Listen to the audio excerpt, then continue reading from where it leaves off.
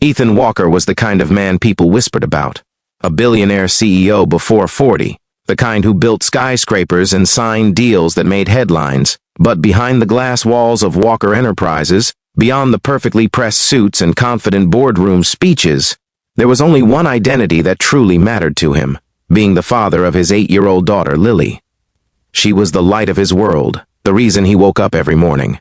And yet, he could see the sadness in her eyes more often these days. She missed music, the soft lullabies her mother used to sing before she passed away in an accident years ago. Ethan had tried to fill the void with tutors, instructors, activities, but nothing stuck. Every teacher he brought into their mansion left Lily quieter than before. So when his assistant mentioned that a new music teacher was coming for the interview, he didn't expect much. Just another name, another polished resume. But when the door opened, it wasn't the sophisticated teacher he'd imagined. Standing there nervously was a young woman in a faded floral blouse, holding a battered guitar case in one hand and a folder in the other. Her name was Grace Carter. She looked nothing like the elite instructors Ethan was used to hiring. No expensive suit, no aura of confidence, just soft brown eyes, a hesitant smile, and the kind of presence that made Lily's head lift in sudden curiosity. Grace wasn't supposed to be there. A mix-up in the scheduling had sent her to the mansion. She was a struggling single mom who taught music at community centers, not someone trained to polish the child of a CEO. She needed the job badly, though. Rent was due. Her little boy, Noah, was asking why they couldn't afford the same things other kids had. She had almost walked away when she realized the mistake. But something in Lily's eyes stopped her.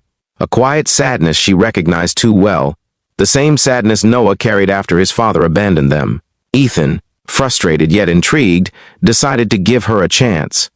Not because her credentials impressed him, they didn't, but because Lily had asked, for the first time in months, if Grace could play something before leaving. When Grace sat on the edge of the sofa and strummed a simple lullaby, Lily's face softened, her small hands clapping gently to the rhythm. Ethan felt his chest tighten. He hadn't seen his daughter smile like that in years. Still, he was cautious. Grace didn't belong in his world. She was late, unpolished, and clearly struggling with her own life. But as he watched Lily lean closer to the sound of Grace's guitar, he realized it wasn't about perfection. It was about connection. So he hired her against his better judgment. What Ethan didn't know was that Grace's journey into their home would stir up wounds he thought were buried. And what Grace didn't expect was that behind the CEO mask was a man who was just as lonely, just as desperate to hold his family together as she was. As days passed, Grace became more than just Lily's music teacher. She became her confidant, her laughter, her calm. Slowly, the mansion filled with sounds Ethan had long forgotten, music, giggles, and warmth. Yet every time Ethan caught Grace packing up her guitar, walking out into the night with weary eyes, he wondered about her story. Who was she when she wasn't singing? And why did her smile sometimes tremble, as if holding back her own storm? By the end of that first month, Ethan realized something terrifying. The wrong hire might be the right person not just for Lily, but for him. But falling for Grace meant opening his heart again, and risking the one thing he had spent years protecting. Chapter 2. Grace tried to keep her boundaries.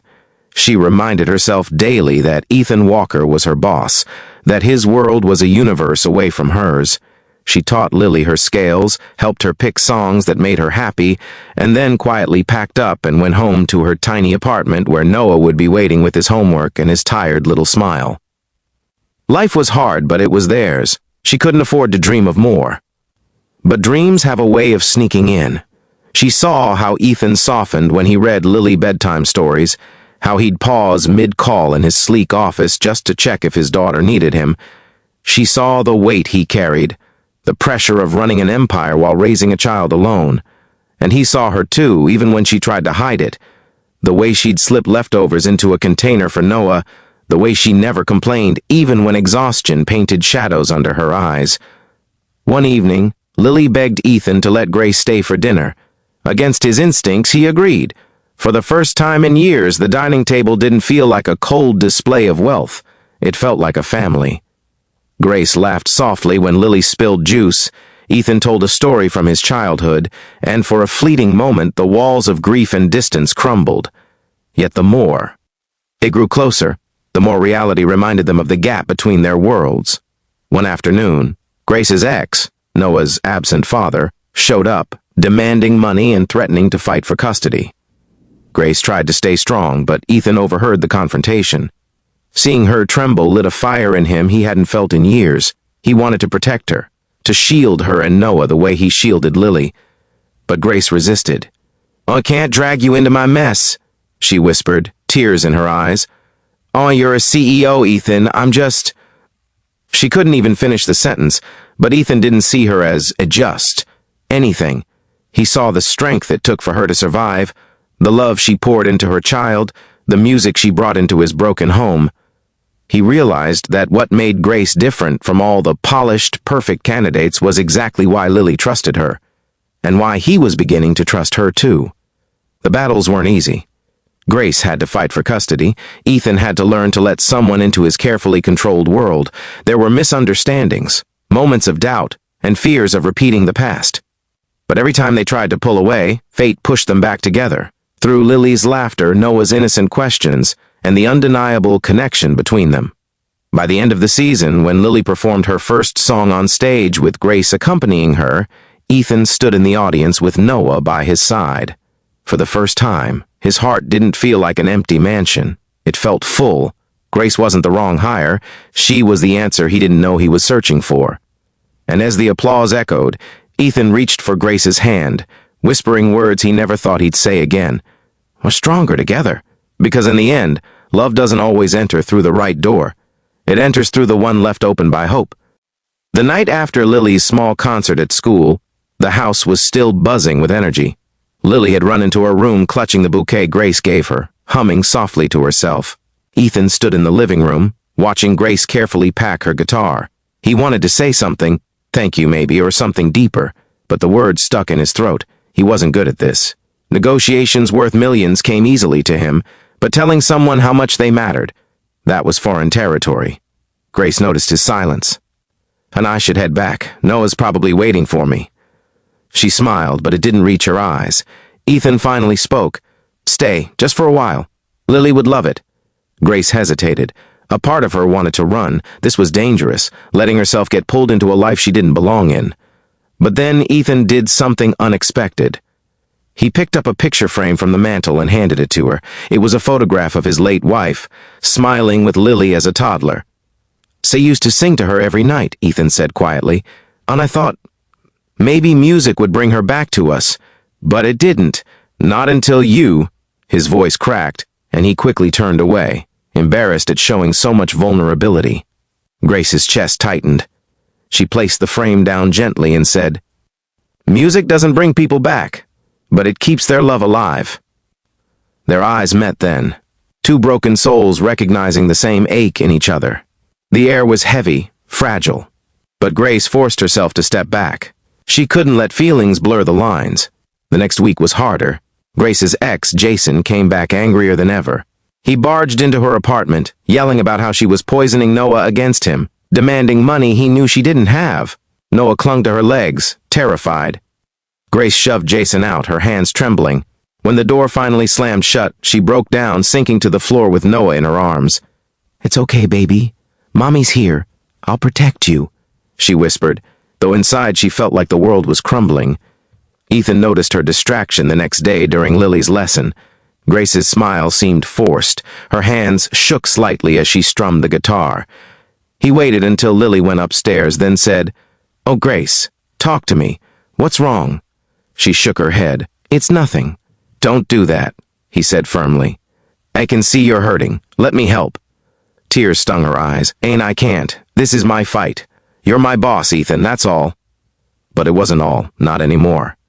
Ethan walked closer, lowering his voice. "I know what it's like to fight alone, to carry everything because you think no one else will understand. But Grace, you don't have to do that anymore." Something in his words broke through her walls. She told him everything. Jason's threats, the fear of losing Noah, the exhaustion of doing it all alone. Ethan listened, his jaw tightening with each detail. He wanted to storm out and confront Jason right then, But he knew this wasn't his battle to win. It was Grace's. All he could do was stand by her. "I'll get a lawyer," Ethan said finally. "On the best one. He won't take Noah away from you." Grace shook her head. "I can't afford." "And you don't have to," Ethan interrupted. "This isn't charity, Grace. This is me caring." The word hung in the air. Caring. Grace's heart pounded, but she whispered, "Why are you doing this?" "Because you've given Lily something I couldn't. Because every time you leave, this house feels empty again. Because maybe, just maybe, you're the one person who understands what it means to love a child so much it hurts." Grace couldn't answer. Instead, she looked down, afraid he'd see how much she wanted to believe him. The custody fight dragged on for weeks. Jason tried everything: threats, lies, manipulation. Grace stood her ground, bolstered by the quiet strength Ethan lent her. Sometimes when she felt like breaking, she'd catch Ethan watching her with the same look he gave Lily when she was scared, a look that said, "I've got you." One night, after a particularly brutal hearing, Grace broke down in Ethan's office.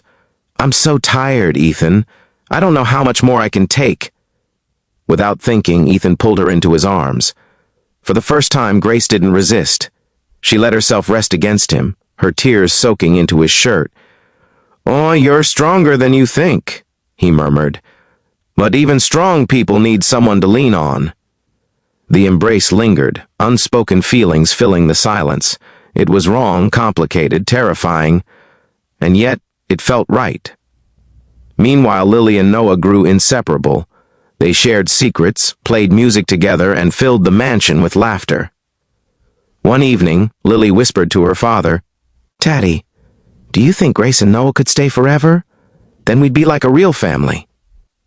Ethan's throat tightened. He kissed her forehead, unable to answer. But in his heart, he knew what he wanted. The break.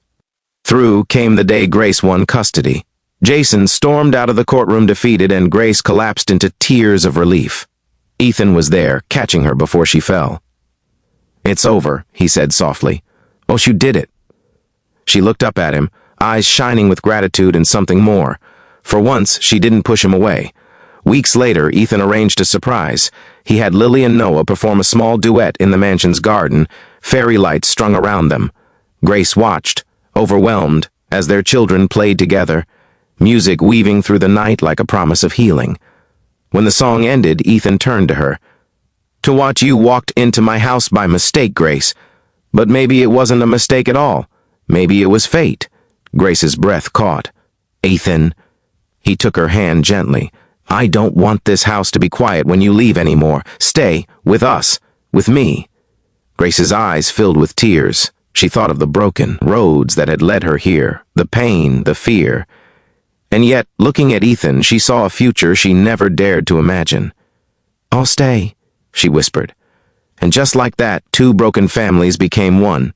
Not perfect, not easy, but real. Because sometimes the wrong turn, the wrong hire, the wrong moment leads you exactly where you belong.